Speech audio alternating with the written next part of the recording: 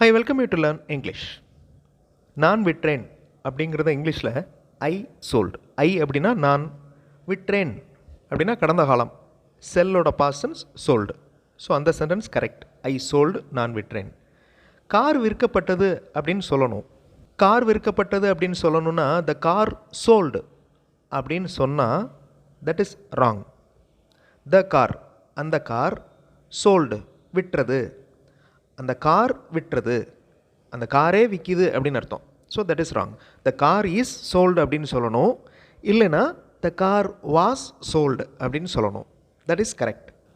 நான் சொன்னேன் அப்படிங்கிறதுக்கும் எனக்கு சொல்லப்பட்டது, நான் சொல்லப்பட்டேன் அப்படிங்கிறதுக்கும் நிறைய டிஃப்ரென்சஸ் இருக்குது. ஓகே, எனக்கு சொல்லப்பட்டிருந்தது, நான் சொன்னேன், இந்த ரெண்டுக்கும் நிறைய டிஃப்ரென்சஸ் இருக்குது. இந்த சேனலில் மேக்ஸிமம் வீடியோஸில் நான் இதை பற்றி சொல்லியிருக்கேன். ஒரு வேர்ப், ஒரு வேலையை குறிக்கும் வார்த்தையை பற்றி நீங்கள் தெரிஞ்சுக்கிட்டிங்கன்னா அந்த வார்த்தையின் கடந்த காலம், அதாவது சிம்பிள் பாஸ்ட் ஃபார்ம், அதை தெரிஞ்சுக்கிறணும்.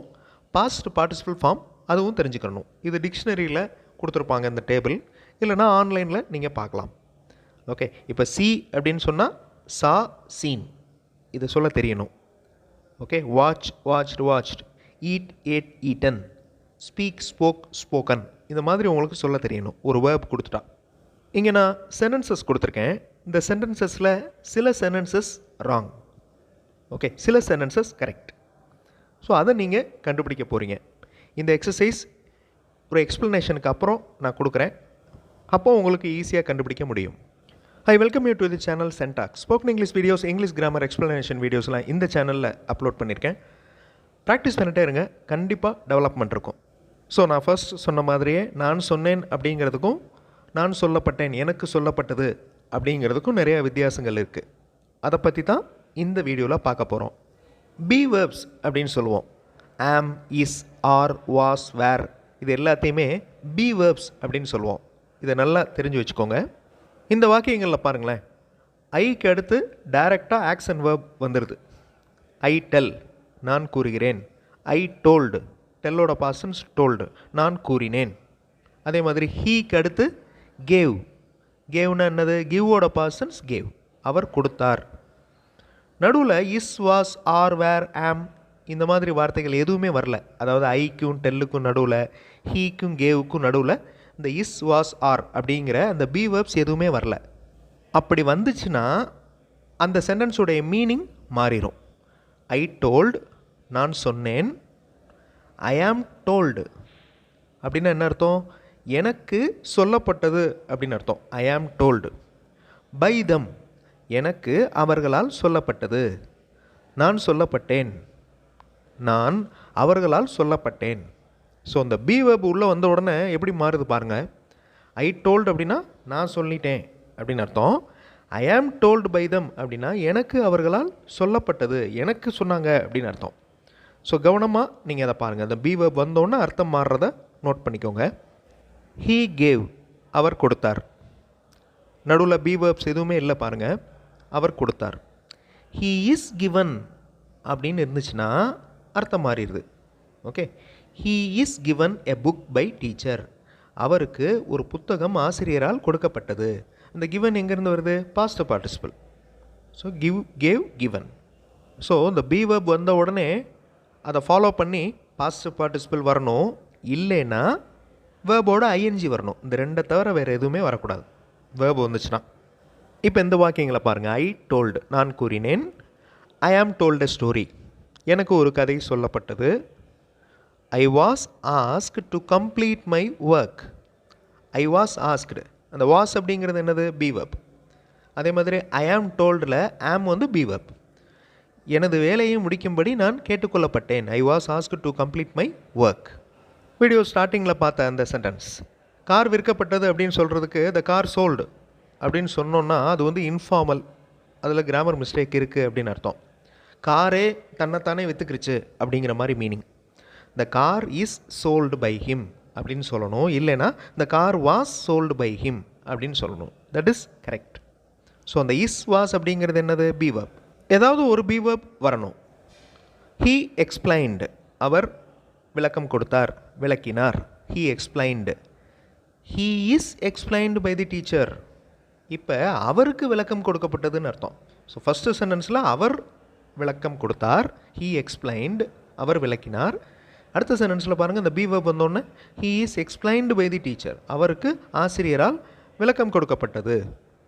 யூ கிவ், நீங்கள் கொடுங்க.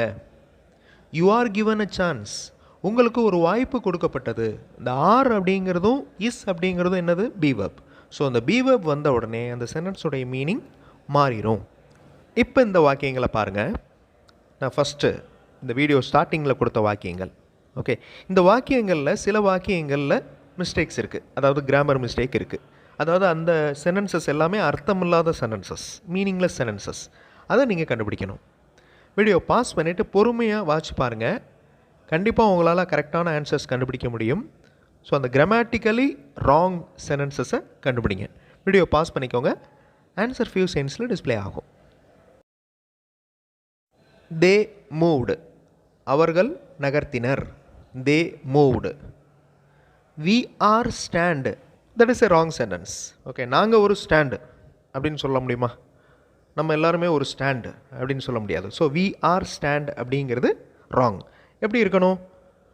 ஒன்று வேர்போட ஐஎன்ஜி இருக்கணும், இல்லைன்னா பாஸ்ட் பார்ட்டிசிபிள் இருக்கணும். வேர்போட ஐஎன்ஜி சேர்த்து பாருங்கள். வி ஆர் ஸ்டாண்டிங், நாங்கள் நின்று கொண்டிருக்கிறோம். ஸோ அந்த sentence correct. She is walking, அவள் நடந்து கொண்டிருக்கிறாள். This is correct. They are moved, அவர்கள் நகர்ந்து விட்டனர், அவங்க நகர்ந்து போயிட்டாங்க அப்படின்னு அர்த்தம். They are moved. They moved, அதுவும் கரெக்ட் தான். Okay, they are moved by the police, அவர்கள் போலீஸால் நகர வைக்கப்பட்டனர், அந்த பக்கம் போங்க அப்படின்னு சொல்ல வைக்கப்பட்டனர் அப்படின்னு அர்த்தம். Okay, they are ran, this is wrong. They are running வரலாம், இல்லைன்னா தே ரேன், அவர்கள் ஓடினர் அப்படின்னு சொல்லலாம். They are ran wrong. அதே மாதிரி தே ஆர் டாக்டர்ஸ், அவர்கள் மருத்துவர்கள், இது ஓகே. ஐ ஆம் வாட்ச்ட், இந்த சென்டென்ஸை அடிஷ்னலாக 2 வார்த்தைகள் சேர்த்து பாருங்களேன், கரெக்டாக வரும். ஐ ஆம் வாட்ச்டு பை எ கேமரா, என்னை ஒரு கேமரா கண்காணித்து கொண்டிருக்கிறது. நான் ஒரு கேமராவால் கண்காணிக்கப்பட்டு கொண்டிருக்கிறேன். ஐ ஆம் வாட்ச்டு பை எ கேமரா. ஐ ஆம் வாட்சிங், நான் கவனித்து கொண்டிருக்கிறேன். ஐ ஆம் வாட்ச், நான் ஒரு watch. This is wrong. I am watch அப்படிங்கிறது ராங். ஐ வாட்ச், நான் கவனிக்கிறேன். This is correct. He is praised by the teachers, அவர் ஆசிரியர்களால் வாழ்த்தப்பட்டார். He is praised. He praised, அவர் வாழ்த்தினார். இப்போ இந்த வாக்கியங்கள் பாருங்கள், தமிழ் மீனிங்கோடு கொடுத்துருக்கேன். இதில் கண்டுபிடிங்க எந்தெந்த வாக்கியம் எந்த மாதிரி மாறணும் அப்படிங்கிறத கண்டுபிடிங்க. வீடியோ பாஸ் பண்ணிவிட்டு ஆன்சர் கண்டுபிடிங்க. ஆன்சர் ஃபியூ செகண்ட்ஸில் டிஸ்பிளே ஆகும். சைல்டு லிஃப்டட், குழந்தை தூக்கியது. சைல்டு லிஃப்டட் எ டாய், குழந்தை ஒரு பொம்மையை தூக்கியது. இந்த sentence okay. Child is lifted, குழந்தை தூக்கப்பட்டது. Child is lifted. இஸ் வந்த உடனே குழந்தை தூக்கப்பட்டதுன்னு வந்துடுது. Child is lifted by her mother, அம்மாவால் குழந்தை தூக்கப்பட்டது. ஹீ த்ரூ பால், அவர் பந்தை எறிந்தார். He threw ball. Ball is thrown, is வந்துடுது. Okay, ball is thrown. அந்த த்ரோன் அப்படிங்கிறது என்னது? த்ரோ அப்படிங்கிற வேர்போட past participle. Ball is thrown, பந்து எரியப்பட்டது. Ball is thrown by the students, மாணவர்களால், அந்த மாணவர்களால் பந்து எரியப்பட்டது. Money is taken by me, பணம் என்னால் எடுத்துக்கொள்ளப்பட்டது. Money is taken by me. They took money, அவர்கள் பணம் எடுத்தனர். ஸோ இப்போ உங்களுக்கு ஈஸியாக புரிஞ்சிருக்கும் பி வேர்ப் உள்ளே வந்த உடனே அந்த சென்டென்ஸுடைய மீனிங் எப்படி மாறுது அப்படின்னு. இதை ஞாபகம் வச்சுக்கிறதுக்கு நிறைய சென்டென்சஸ் நீங்கள் எழுதி பார்த்துட்டிங்கன்னா இந்த கிராமர் ரூல் எப்போவுமே உங்களுக்கு மறக்காது. ஸோ எந்த ஒரு கிராமர் ரூல் படிச்சிங்கனாலும் அதை சென்டென்சஸாக எழுதி பாருங்கள். அந்த கிராமர் ரூல் அப்ளை பண்ணி எழுதி பார்த்துட்டிங்கன்னா அந்த கிராமர் ரூல் எப்பவும் மறக்காது. அடுத்த வீடியோவில் இன்னொரு இன்ட்ரெஸ்டிங்கான கிராமர் எக்ஸ்ப்ளனேஷன், இன்ட்ரெஸ்டிங்கான கிராமர் எக்ஸசைஸோடு பார்க்கலாம். தேங்க்ஸ் ஃபார் வாட்சிங் and thanks for your valuable comments.